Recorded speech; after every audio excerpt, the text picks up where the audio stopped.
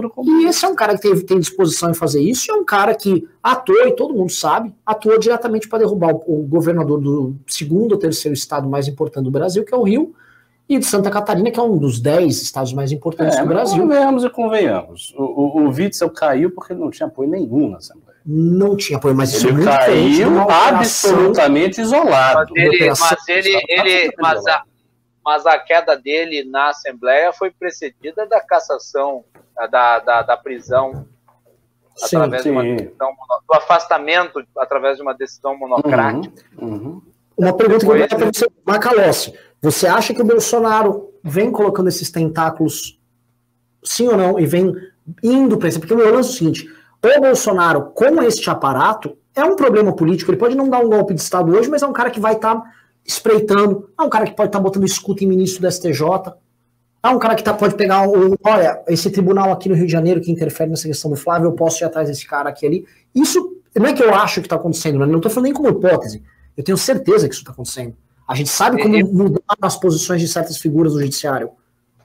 Eu concordo com a análise que o Ricardo fez antes sobre qual que é a condição atual do governo, do Bolsonaro em si. Ele não é o sujeito pronto para dar o golpe de Estado, ele é alguém que está pressionado, existe uma investigação em curso contra o filho, que o afeta muito, a fidelidade de Bolsonaro, alguém que está pressionado, que resume o seu próprio mandato e aos filhos, essa é a fidelidade que ele tem, por isso que ele não está nem aí para tipos como o Daniel Silveira, Sarah Winter, aquele outro lá, que também está com o Olavo Eustáquio. Ele não está nem aí para isso. Ele quer permanecer no mandato que ele conquistou através da urna e ele quer proteger os filhos. Essa é a fidelidade dele. E diante do quadro da pandemia, que derrubou ainda mais os seus já esquálidos índices de apoio popular e as contínuas crises com o legislativo e o judiciário, ele se viu numa situação de ter que ceder. E para isso ele resolveu aprofundar uma agenda de pragmatismo ideológico. Por isso que eu disse na abertura que o Arthur Lira é quem tem Bolsonaro nas mãos, não o contrário. Arthur Lira não deve favor a Bolsonaro, é Bolsonaro que deve favor a Arthur Lira e ao seu grupo, que é muito mais amplo. Então esse é um presidente sobre contínua pressão, mas ao mesmo tempo, ele é um presidente sobre contínua pressão, ele também é um presidente que tem na natureza disruptiva a sua condição essencial. E no conflito permanente, como método. Então, ele não apenas não compreende, como não gosta da democracia, e ele permanentemente faz o assédio às instituições e à democracia em si. Portanto, ele apesar de não ser um risco em relação ao fim da democracia, ele é um fator que inequivocadamente gera o desgaste, o solapamento da qualidade das instituições, que no Brasil nunca foram muito boas, mas que já foram muito melhores. Né? O que nós estamos vendo agora é um novo tipo de destruição das instituições, desde dentro delas, de uma forma diferente da que o PT praticava. E talvez mais declarada do que o próprio PT fazia, no sentido de que o objetivo aqui é ter alvos e atacar esses alvos e destruir, se possível, esses alvos. Então, esse assédio contínuo permanece, porque a natureza do presidente, dos seus apoiadores mais radicais, é essa. E eles não podem fazer mais do que estão fazendo, e o que estão fazendo já é muito grave, exatamente por essa condição que se produziu. Mas imagine uma situação em que você tem um presidente que, basicamente, se apropria do setor militar, o coloca para trabalhar a seu favor, que é o que está acontecendo agora.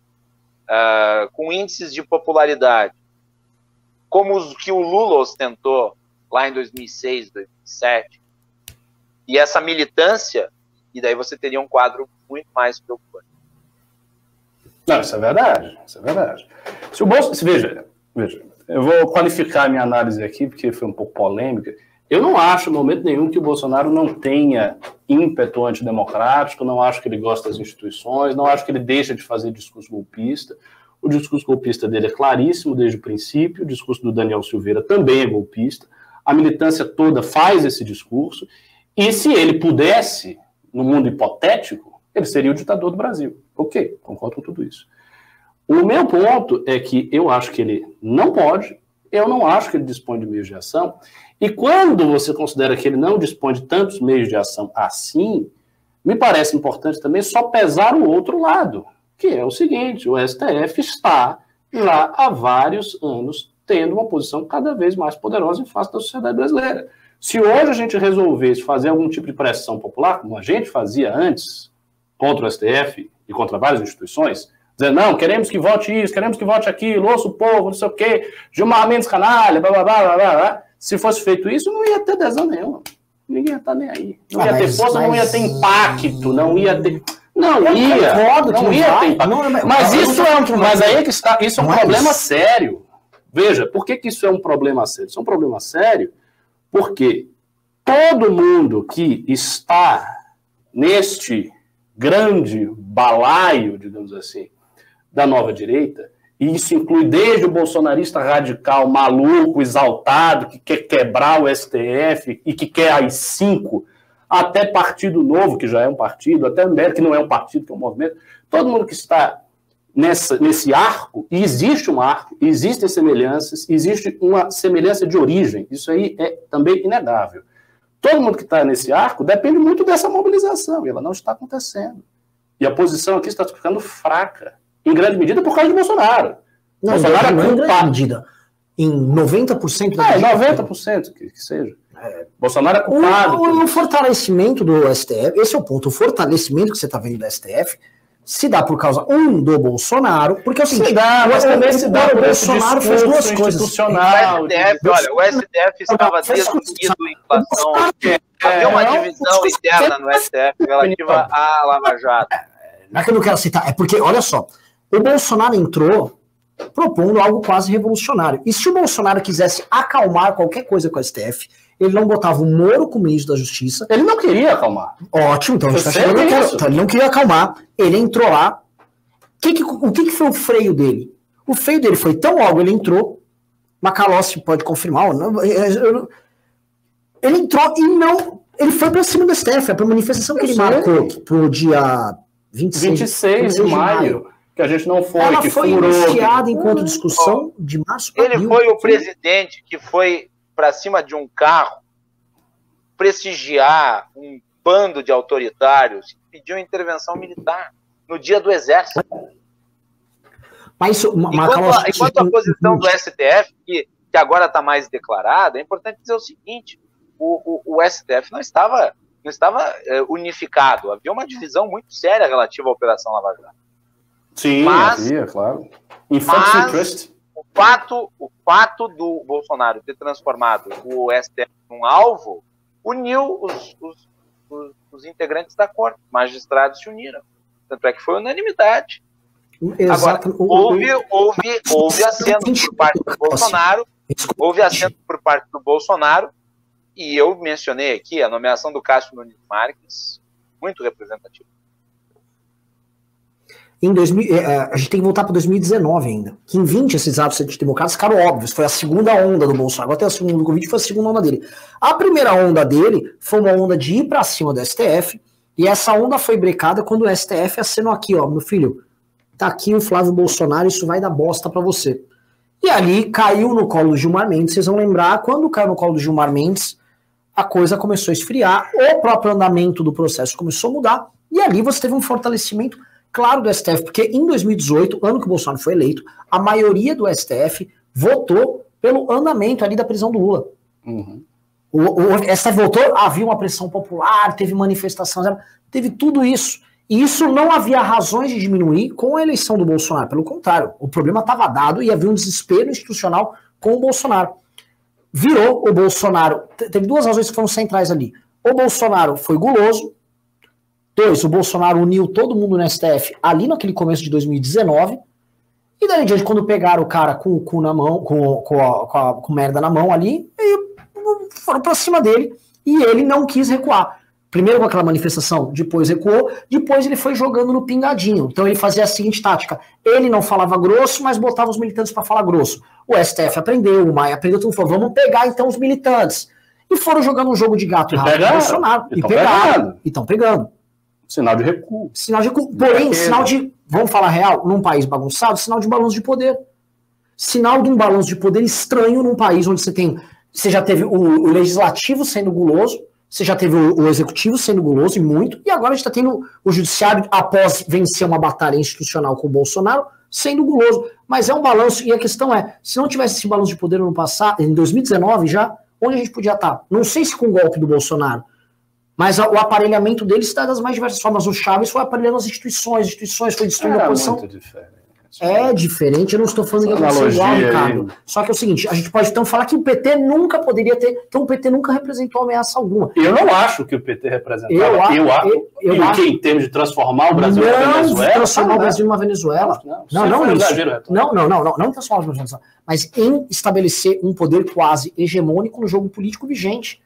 Não, o que eu não gosto, eu vou dizer o seguinte, eu não gosto de ficar me remetendo muito ao PT. As pessoas perguntam, por que você não fala do PT? Porque o PT saiu do poder há 4 anos, o PT vem sendo desidratado desde então. Ele não é o maior risco para o país no momento, foi no passado. Mas eu acho importante observar isso que o Ricardo falou. O risco de o Brasil se transformar numa Venezuela propriamente dita pelo PT era quase zero. Mas havia o risco de se transformar na Rússia. Eu acho, por exemplo, todo mundo a gente fala, transformar, por exemplo, o Bolsonaro, transformar o Brasil numa Hungria do Erdogan. Não sei se dá, mas, do Orbán, desculpa. Você consegue a bagunça institucional. O ímpeto gera bagunça institucional. Exato. E aí a forma como isso vai se dar vai ser nós, porque o Brasil tropicaliza até carro. Você traz um carro de fora, os caras tiram os componentes dele para deixar tropicalizar. Eles vão tropicalizar o tipo de autorismo que tem. A gente teve uma ditadura militar que foi única. Uma ditadura até do somebody love aqui. Não foi igual do Chile, não foi igual da Argentina. A gente vai ter a gente teria o nosso modelo, e esse modelo ainda pode pintar com outro cara que não o próprio Bolsonaro. Agora, esse jogo que tem, esse balanço que tem entre os caras, cara, a gente já dependeu do PMDB para segurar o PT. Foi outro agente. E a discussão no campo da esquerda se nós estamos criando um monstro. Essa é a discussão dos caras na década passada. Era muito diferente. Veja, a gente dependeu do PMDB, e o PMDB, quando assume com o Temer, já assume com um presidente muito enfraquecido. O Temer tinha não, tô falando antes. Porque lá na época do... Quando a Dilma botou o Temer de vice, quando a Dilma coloca o Temer de vice, já vem essa discussão deles. Eu sei, mas isso não foi a gente, porque a nova direita não existia. Não tem nova direita. Não é isso. Mas o medo deles era quando estamos... A nova direita é velhaca.